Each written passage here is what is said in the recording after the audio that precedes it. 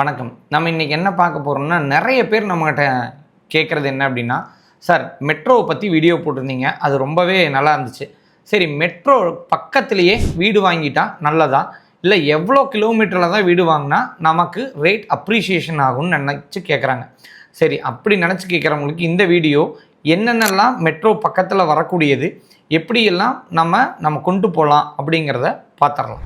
So இப்போ மெட்ரோவோட ஸ்டேஷனுக்கு பக்கத்துலேருந்து தூரத்தில் இருந்தால் நமக்கு ரேட் டிஃப்ரென்ஸ் வருமா அப்படின்னா கண்டிப்பாக நீடு தாங்க மாறும். ஸோ இப்போ நீடை பொறுத்து மெட்ரோவிலேருந்து நமக்கு ஒரு சம் பார்ட் ஆஃப் டிஸ்டன்ஸ், உதாரணத்துக்கு சொல்லணும் அப்படின்னா நீங்கள் மெட்ரோவிலேருந்து அரவுண்டு ஒரு 750 மீட்டர்ஸே வச்சுக்கலாம். ஸோ அப்படி இருக்கும்போது உங்களுக்கு ரேட் டிஃப்ரென்ஸ் பெருசெல்லாம் மாறாது. ஸோ ஆனால் நியர்பையில் இருந்தால் என்ன இருக்க முடியும். ஸோ நியர்பையில் ரொம்ப வாக்கிங் டிஸ்டன்ஸாக இருக்கும்போது நான் வீடை வச்சுருந்தேன் அப்படின்னா அங்கே ஹாப்பியஸ்டாகவும் இருக்க முடியாது. ஸோ அப்படி இருக்கிறப்ப என்னென்ன ஜோன்ஸ் வழியாக நம்ம வாழலாம், என்னென்ன ஜோன்ஸில் எது இருந்தால் நல்லாயிருக்கும் அப்படிங்கிறத நம்ம பார்க்கலாம். இப்போ மெட்ரோலேருந்து ஒரு 300 மீட்டர் அப்படின்னு வரும்போது இது ஒரு வாக்கிங் ஹப் அப்படின்னு பார்க்கலாம். ஸோ இப்போ மெட்ரோவில் நடந்தே மெட்ரோ ரீச் பண்ணக்கூடிய தூரம் அப்படின்னு எடுத்துக்கிட்டோம் அப்படின்னா இது ஒரு ஹை ஃப்ரீக்குவன்சியான ஜோன். ஸோ இப்போ இந்த இடத்துல அதிகமான டிரான்ஸ்போர்ட்டேஷன்ஸ் இருந்துக்கிட்டே இருக்கும் எப்போவுமே. ஏன்னா ஆட்டோ வரதாக இருக்கட்டும், இல்லை பஸ் ஃபெசிலிட்டிஸாக இருக்கட்டும், இல்லை எல்லோரும் ரேப்பிடோ, இன்றைக்கி ஊபர், இந்த மாதிரி நிறையா இதெல்லாம் இருக்கட்டும், நிறையா டிரான்ஸ்போர்ட்ஸ் எல்லாம் அங்கே வந்து போகிறதுக்கான வாய்ப்பு இருக்குது. எப்போவுமே பிஸியாக இருக்கும் அப்படின்னு எடுத்துக்கலாம். இங்கே நிலத்தோட மதிப்பு எப்படி இருக்கும் அப்படின்னா கண்டிப்பாக ஒரு ப்ரீமியம் ப்ரைஸில் தான் கண்டிப்பாக இருக்கும். அங்கே நான் வாங்கினா நல்லதா அப்படின்னா வாங்கினா கண்டிப்பாக நல்லது. சரி, ஆனால் என்ன இருக்கணும் அப்படின்னா அங்கே கண்டிப்பாக நமக்கு கமர்ஷியல் பில்டிங்ஸ் இருந்துச்சு அப்படின்னா ஆடட் அட்வான்டேஜ் மோர் தென் ரெசிடென்ஷியல். ஸோ ஏன்னா அதுக்கு பக்கத்தில் இருந்து நீங்கள் ரெசிடென்ஷியல் இருக்கணுங்கிற எந்த அவசியமும் இல்லை. ஏன் அப்படின்னா அங்கே அது ஒரு கமர்ஷியல் ஸ்பாட். கமர்ஷியல் இருந்தால் உங்களுக்கு அதிகமான லாபம் வர்றதுக்கான சான்சஸ் இருக்குது. சரி, அங்கே வந்து ஒரு மால்ஸ் வர்றதுக்கான வாய்ப்பு இருக்குது, ஷாப்ஸ் வர்றதுக்கான வாய்ப்பு இருக்குது, ஸோ ஆஃபீஸஸ் வர்றதுக்கான வாய்ப்பு இருக்குது. ஏன்னா மெட்ரோவில் இறங்கி நேர் பக்கத்துலேயே ஆஃபீஸ் இருக்குது, வந்துடலாம் அப்படிங்கிறதுக்கான வாய்ப்புகள் இருக்குது. ஏன்னா மெட்ரோலேருந்து நிறையா லட்சக்கணக்கான நபர்கள் டெய்லியும் அந்த ஸ்டேஷனில் வந்து போகிறதுக்கான சான்சஸ் இருக்கிறதுனால இதெல்லாம் இருந்தால் ரொம்ப ரொம்ப நல்லது. மோர் தென் ரெசிடென்ஷியல், கமர்ஷியல்ஸ் தான் அங்கே ஒர்க் அவுட் ஆகும். சரி, அங்கே வாங்கினா நாளைக்கு இப்போ மெட்ரோ வரப்போகுதுன்னு சொல்லிட்டாங்க இந்த இடத்துல, நான் இந்த இடத்துலேருந்து ஒரு 300 மீட்டரில் வாங்கிட்டேன், கமர்ஷியல் ஸ்பாட்டே நான் வச்சுக்க போகிறேன் அப்படின்னா என்ன நடக்கும்னா இன்றைக்கி இருக்கிறதுலேருந்து 25-40% அந்த இடத்துல ரெண்ட் வந்து ரைஸ் ஆகும். ஏன்னா மெட்ரோ வந்துருச்சு அப்படின்னாலே லக்ஸரி ஆட் ஆயிடுச்சு அப்படின்னு தான் அர்த்தம். ஸோ அப்போ கம்பல்சரி ரெண்டல் டிமாண்ட் அப்படிங்கிறது கண்டிப்பாக இருந்துக்கிட்டே இருக்கும். சரி, அடுத்ததாக 500 மீட்டர் வரை இருக்கிறத என்ன நம்ம கன்சிடர் பண்ணுறோம் அப்படின்னா ஸ்வீட் ஸ்பாட் அப்படின்னு கன்சிடர் பண்ணுறோம். ஏன் இதை வந்து ஸ்வீட் ஸ்பாட் அப்படின்னு சொல்கிறோம் அப்படின்னா மோர் தென் ப்ரீமியம், அதாவது 300 மீட்டருக்குள்ளே இருக்கிறத விட இந்த 500 மீட்டருக்குள்ளே இருக்கிறது ஒரு bit special. 5 to 7 minutes of டிஸ்டன்ஸில் நம்ம மெட்ரோவை நடந்தே ரீச் பண்ணிடக்கூடிய முடியும். சரி, ஏன் 500 மீட்டர் அப்படின்னு சொன்னால் 300 மீட்டரில் எப்போவுமே ஒரு விதமான நாய்ஸ் இருந்துக்கிட்டே இருக்கும். ஸோ அது ஆட்டோவாக இருக்கட்டும், இல்லை வாக்கிங்கில் இருக்கிறவங்களோட பேசுகிறதா இருக்கட்டும், ஏதாவது ஒரு நாய்ஸ் கண்டிப்பாக இருந்துக்கிட்டே இருக்கும். ஸோ 500 மீட்டர் அப்படிங்கிறது கண்டிப்பாக அந்த இடத்துலேருந்து ஒரு ரெசிடென்ஷியல் ஸ்பாட்ஸும் நமக்கு ஓப்பன் ஆயிரும். அப்போ அந்த இடம்லாம் நம்ம சூஸ் பண்ணும்போது ஒரு லக்ஸரியான ஒரு லைஃப்பை நீங்கள் ட்ராவல் பண்ணிக்க முடியும். அது இல்லாமல் ஸோ மெட்ரோவுக்கு பக்கத்தில் எப்போவுமே 300 மீட்டரில் இருந்தீங்க அப்படின்னா கட்டடம் கட்டுற உரிமை கூட ஒரு லெவலுக்கு மட்டும்தான் இருக்குது. ஸோ இதே நீங்கள் 500 மீட்டருக்கு போகும்போது ஒரு அட்வான்டேஜ் உங்களுக்கு கிடைக்கும். ஸோ நீங்கள் லிமிட்டட் இருந்து கொஞ்சம் எக்ஸ்டெண்டட் லிமிட்ஸ் வரையும் நீங்கள் ஃப்ளோர்ஸை வந்து கன்ஸ்ட்ரக்ட் பண்ணிக்க முடியும். சரி, இங்கே நிலத்தோட மதிப்பு எந்த அளவு உயர்றதுக்கான வாய்ப்பு இருக்குது அப்படின்னு கேட்டிங்கன்னா இது ஒன் ஆஃப் தி ப்ரீமியம் அப்படிங்கிறதுனால 30% வரையும் ரைஸ் பண்ண முடியும். சரி, இப்போ 1 கிலோமீட்டர் டிஸ்டன்ஸில் இருந்தால் என்ன நம்ம எடுத்துக்கிறோம் அப்படின்னா இதைத்தான் நம்ம ப்ராக்டிக்கல் லிமிட் அப்படின்னு எடுத்துக்கிறோம்.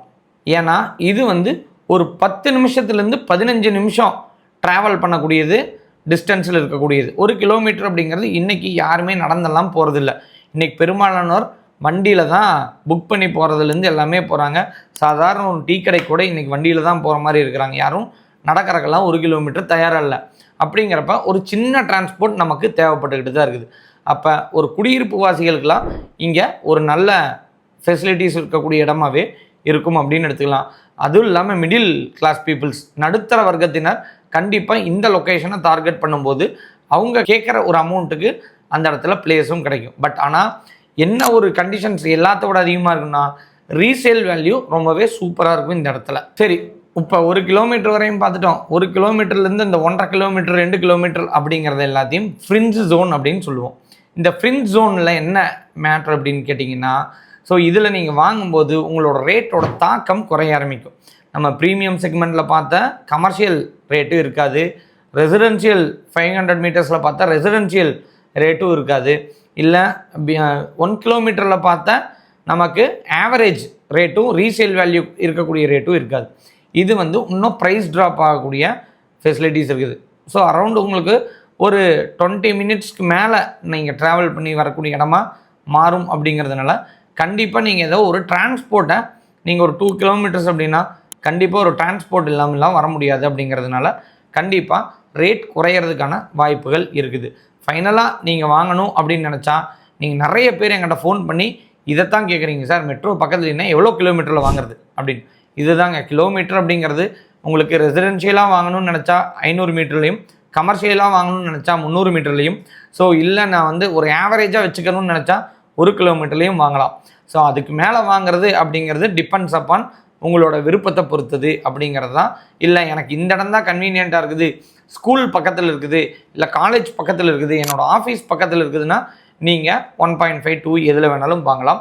பட் நீங்கள் பிளேசஸ் என்னென்ன ரீசேல்லாம் நடக்கும், எது ப்ரீமியம் செக்மெண்ட் அப்படின்னா மெட்ரோலேருந்து அப் டு 1 கிலோமீட்டர் வரையும் தான் நம்மளால் குறிப்பிட முடியும்.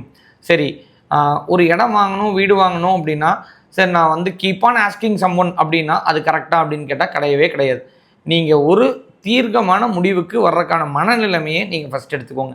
ஏன்னா நான் ஒரு 1000 பேத்துக்கு மேலே பேசிட்டேன். எல்லாருமே எப்படி இருக்கிறாங்க அப்படின்னா இந்த இடத்த விட அந்த இடம் பெஸ்ட்டு, அந்த இடத்த விட இன்னொரு இடம் பெஸ்ட்டு, அந்த இடத்த விட இன்னொரு இடம் பெஸ்ட்டு. ஸோ என்ன ஆகுது அப்படின்னா அவங்களோட மனநிலைமையே மாறி போயிடுது. எந்த இடமும் வாங்கக்கூடிய நிலையில் அவங்க இல்லை அப்படிங்கிறத நம்மளால் பார்க்க முடியுது. அதுவே ஒரு லேண்ட் இன்வெஸ்ட்மெண்ட்டோட ஒரு மட்டமான செயல் அப்படின்னே நம்ம எடுத்துக்கலாம். ஏன் அதை நம்ம இப்படி குறிப்பிடுறோம் அப்படின்னா, ஸோ அடுத்த ஜென்ரேஷனுக்கு கொடுக்கக்கூடிய ஒரு இடத்த காம்ப்ரமைஸ் நம்ம ஆகாமல் ஒரு 3 இடம் பார்த்தோம் அப்படின்னா அதுக்குள்ளே ஒரு கன்க்ளூசிவ் டெசிஷன் நமக்கு எடுக்க தெரியணும். ஒரு கன்க்ளூசிவான டெசிஷன் எடுக்க தெரியல அப்படின்னா ஒவ்வொரு மார்க்கெட்டரும் உங்களை என்ன பண்ணுவாங்க, அந்த இடத்த விட இந்த இடம் பெஸ்ட்டு நீங்கள் வாங்க அப்படிம்பாங்க. உடனே நீங்கள் என்ன யோசிப்பீங்க, இவன் தான் பெஸ்ட்டுன்னு சொல்கிறானே இவன் பின்னாடி ஏறிடுவோம் அப்படின்னு சொல்லிட்டு அவன் வண்டி வச்சு கூட்டிகிட்டு போகிறான்னா உடனே ஏறி உட்காந்துடுறீங்க. அப்போ ஒவ்வொரு இடத்தையும் மாதம் பார்த்துக்கிட்டே இருந்தீங்க அப்படின்னா உங்களுக்கு தீர்வே கிடைக்காது. ஒரு 3 இடம் பாருங்கள், ஒரு 5 இடத்துக்குள்ளே ஏதோ ஒரு இடத்த நீங்கள் சூஸ் பண்ணுறதை பாருங்கள். எல்லா இடமுமே டெவலப் ஆகக்கூடிய இடங்களாக தான் இருக்கும். ஸோ ஒவ்வொன்றுக்கும் ஒவ்வொரு பெனிஃபிட்ஸ் வேணால் மாறலாம். கண்டிப்பாக உங்களுக்கு என்ன காஸ்ட்டு, அங்கே என்ன ஃபெசிலிட்டிஸ் இருக்குது, இது ரெண்டும் மீட் அவுட் ஆகுதுன்னா உடனே வாங்கிடுங்க. அதை விட்டுட்டு இன்னொரு பெஸ்ட்டுன்னு போகிறத விட அதை நீங்கள் லோனில் இருந்தால் சீக்கிரம் அடைச்சிட்டு இன்னொரு இடத்த பாருங்கள். இல்லாட்டி இந்த இடத்த வாங்கி முடிச்சுட்டு இன்னொரு இடத்துக்கு ட்ரை பண்ணுங்கள். இதுதான் ஒரு நல்ல ஒரு இன்வெஸ்ட்மெண்ட் பண்ணக்கூடியவங்க பண்ணுற வேலை. திரும்ப நான் 20 இடம் பார்த்துட்டேன் என்னால் காம்ப்ரமைஸ் ஆக முடியலன்னா அவங்க ஒரு ரியல் இன்வெஸ்டர் க்ரோத்தில் போகவே மாட்டாங்க. அவங்களுக்கு இன்னொரு 1 வருஷம் ஆனாலும் காம்ப்ரமைஸ் ஆகாத ஒரு பீப்புளாக இருந்துக்கிட்டே இருப்பாங்க. அதில் நம்மளும் வரக்கூடாது அப்படின்னா காம்ப்ரமைஸ் ஆகக்கூடிய ஒரு சென்ஸை நம்ம வளர்த்திக்கணும். எப்போவுமே ஒன்றுக்கு ஒன்று அதிகமாக இருக்கத்தான் செய்யும். நம்ம தான் அதையும் கடந்து வாழ கற்றுக்கணும் அப்படிங்கிறது தான். சரி, நம்ம ஒரு இடமோ ஒரு வீடோ ஒரு நிலமோ வாங்கணும் அப்படின்னா நமக்கு கண்டிப்பாக பணம் மட்டும் போதாது, அதுக்கான அறிவும் வேணும். சரி, அந்த அறிவை நாங்கள் எல்லா இடங்கள்லையும் தேடி எங்களுக்கு கிடைச்ச இன்ஃபர்மேஷனை உங்களுக்கு கொட்டி கொடுத்துக்கிட்டு இருக்கிறோம். தாராளமாக இந்த சேனல் பிடிச்சிருக்குது அப்படின்னா நீங்கள் சப்ஸ்கிரைப் பண்ணலாம்.